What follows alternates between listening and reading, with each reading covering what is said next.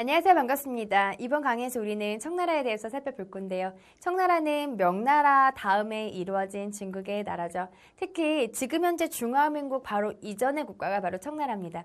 청나라의 특징을 한 가지만 더 소개해 드린다면요. 그 이전에는 우리 한족이 세운 국가들로 운영이 되었다면요. 이 청나라는 만주족, 여진족이라고 불리는 민족들이 중국의 패권을 차지해서 세운 나라가 청나라가 되겠습니다. 자, 이 시간에는 이 나라의 건국과 발전과 멸망에 대해서 함께 살펴보도록 할 거예요.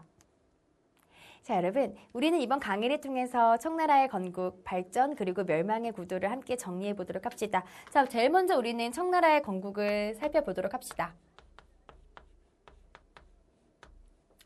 이 청나라는 어떤 민족이 세운 국가일까요? 중요한 것은 중국의 원래 주인이었던 한족이 세운 국가가 아니고요. 주변에서 언제나 맴돌면서 중국의 하나의 조연이었던 여진족이 드디어 중국의 패권을 차지하면서 주인공으로 등장하게 된 나라가 바로 이 청나라랍니다. 즉, 청나라는 여진족이 세웠죠.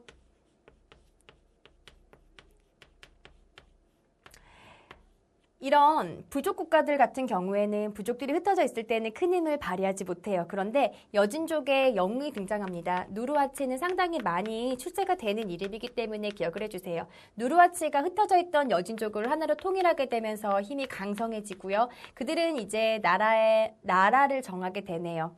그들이 세운 나라는 금이라는 나라인데요. 사실 역사상 금이 처음 있었던 것이 아니에요. 12세기에 금이 한번 출현을 하게 되었죠. 여진족의 첫 번째 통일로 금이라는 나라가 세워지고요. 여진족의 두 번째 통일, 누르하치에 의해서 통일이 되죠. 그리고 나서 그 금을 계승한 두 번째 금, 우리는 이것을 후금이라고 부른답니다. 여기까지 이해가 되시나요? 이렇게 누르하치는 후금을 세우죠. 그리고 나서 중국의 패권을 차지하게 됩니다. 특히 그 뒤를 이어서 황제가 된 태종 때는 국고를 청으로 고치면서 이제 중국의 주인으로서 자리 잡게 되었다. 이렇게 건국의 과정을 간단하게 이해해 주세요. 두 번째는 이 청나라의 발전 방향에 대해서 소개해 드릴게요.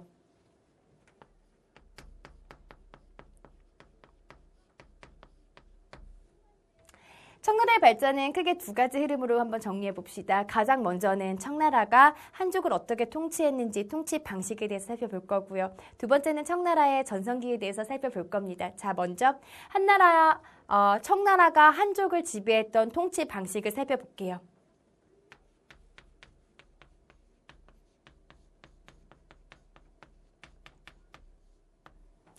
우선 중국의 역사상 한족이 아닌 다른 이민족이 중국을 지배했던 역사적 경험은 크게 두 번이었어요. 첫 번째는 몽골족이 세웠던 원나라가 있었고요. 두 번째는 이 여진족이 세운 청나라가 있네요.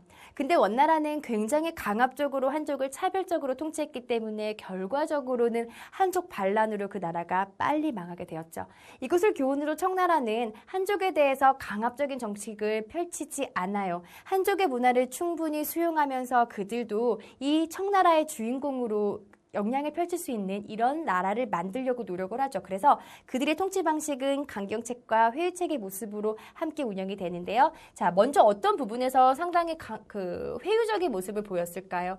회유책이라는 것은 한족의 문화를 받아들이고 그들도 사회 주역으로 활동할 수 있게끔 길을 열어주었다는 뜻이에요. 가장 중요한 포인트는요. 한족이 갖고 있었던 문화적인 전통, 그것은 바로 과거제입니다. 청나라는 과거제도를 그대로 도용해 나가요.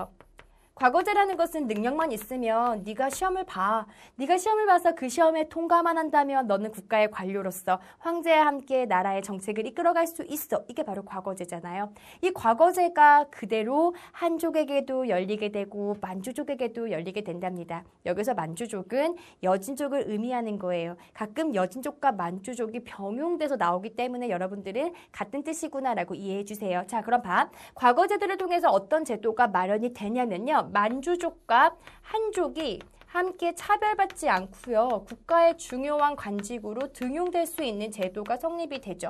이게 바로 만한병용제예요. 능력만 있으면 한족도 차별하지 않고 등용할 거야. 만주족처럼. 그러니 한족의 입장에서는 청나라에 대해서 크게 불만을 가질 이유가 없었겠죠. 이해가 되세요? 뿐만 아니라 이 명나라 때부터 사회 지배층으로 성장했던 신사계층을 마찬가지로 청나라 때도 우대합니다. 그래서 이 신사계층에 대해서 예를 들어 세금을 감면해 준다든지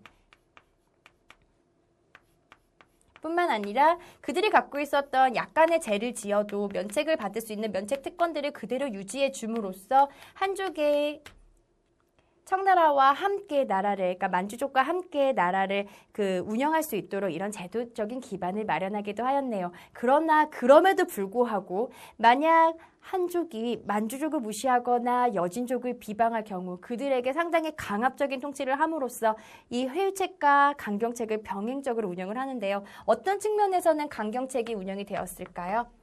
강경책도 상당히 많이 출제가 돼요. 일단 만주족의 고유한 풍습을 그대로 한족도 따르게 한답니다. 만주족의 고유한 풍습은요. 헤어스타일이 굉장히 독특해요. 일단 머리를 좀 그려볼게요. 좀 잘 그릴 수 있을까? 일단 머리에 앞머리를 모두 다 밀어버려요. 그러니까 앞엔 전부 다 대머리예요. 그리고 뒷머리만 길게 이렇게 그리면 되겠다. 뒷머리만 길게 이렇게 따 넘기는 이런 헤어스타일을 강조하죠. 여기는 머리가 없는 거고 이건 눈입니다. 이거 우리는 변발이라고 이야기하는 건데요. 변발이라는 그들의 고유한 헤어스타일을 한족에게도 강요합니다. 뿐만 아니라 한족 지식인들이 뭉쳐가지고 모여가지고 야, 저 만주족 정말 무식하지 않아? 라고 비판하는 경우에는요. 어김없이 한족 지식인들을 처벌하죠. 그래서 법제적으로 만주족을 비판하는 것을 금지시켜요.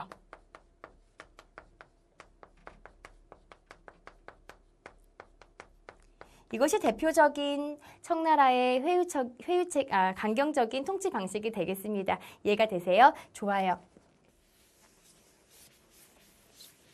좀 지워볼게요. 자, 발전을 살펴봤으면 무엇보다도 이제 두 번째 구도에서는요. 최고의 전성기 때는 과연 언제 전성기를 맞이했는지까지 함께 살펴보도록 할게요. 자, 두 번째는 전성기를 살펴볼 건데요. 특히 청나라의 전성기는 3대에 걸쳐서 상당히 오랫동안 전성기가 유지가 되죠. 강희제부터 옹정제, 강희제의 넷째 아들이 옹정제예요. 옹정제의 넷째 아들이 건융제예요. 이렇게 3대에 걸쳐서 약 130년 동안은 상당히 전성기를 유지했고요. 여러분, 전성기가 갖고 있는 가장 중요한 특징은 무엇일까요? 당연히 문화적으로도 융성하지만 영토적으로도 상당히 넓은 영토를 차지했다는 것이 전성기가 갖고 있는 특징일 겁니다. 특히 이 옹정제 때는 러시아와 국경을 확정시키는 네르친스크 조약을 맺음으로써 청나라가 오늘날의 중국 국경을 맞이하게 되는 배경을 마련해요. 하나만 기억하세요. 그러니까 지금의 중국의 국경은요. 국경선이요.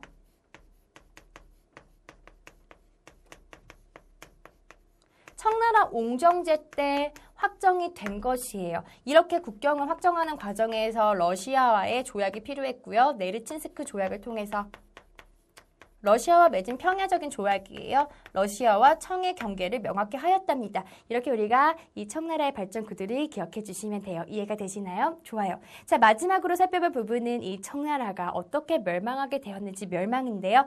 세 번째 멸망은 좀 지워볼게요.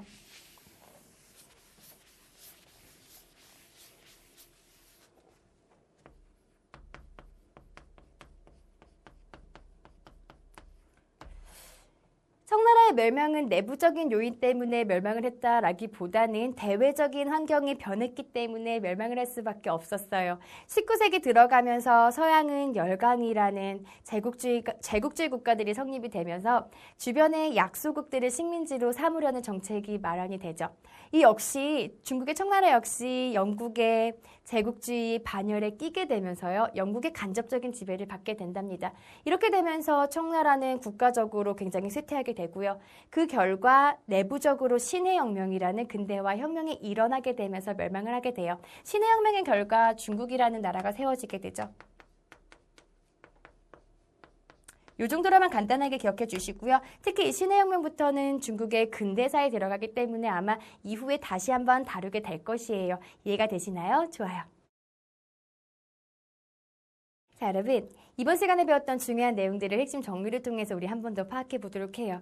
우리 이번 시간에는 청나라의 건국과 발전과 멸망에 대해서 배워봤죠. 청나라는 여진족을 누르와치가 통일하게 되면서 후금이라는 나라가 세워지고 이 후금이 태종 때 국호를 청으로 바꾸게 되면서 이 중국의 패권을 차지하게 되네요. 특히 전성기 때는 강희제, 웅정제, 건능제에 이르는 시간이 바로 전성기였고요. 오늘날 중국의 국경을 차지할 정도로 상당히 번성했던 시기였다라는 것도 기억해 주세요.